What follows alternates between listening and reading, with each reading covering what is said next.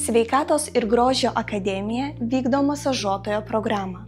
kurios metu yra mokinamas kliento fizinės būklės įvertinimas, klasikinis ir segmentinis masažas, gydomasis masažas, sportinis masažas bei įvadas į darbo rinką, kurio metu akademijos studentai pritaiko teorinės ir praktinės žinias realioje praktikoje, mažinant klientų jaučiamus simptomus arba padedant reabilituotis audiniams po įvairiausių ligų. Jeigu tu svajoji apie masažuotojo profesiją ir svarstai realizuoti save ir savo visą potencialą šitoje profesinėje veikloje, ateik į Sveikatos ir grožio akademiją, susipažink su mūsų lektoriais ir priimk sprendimą,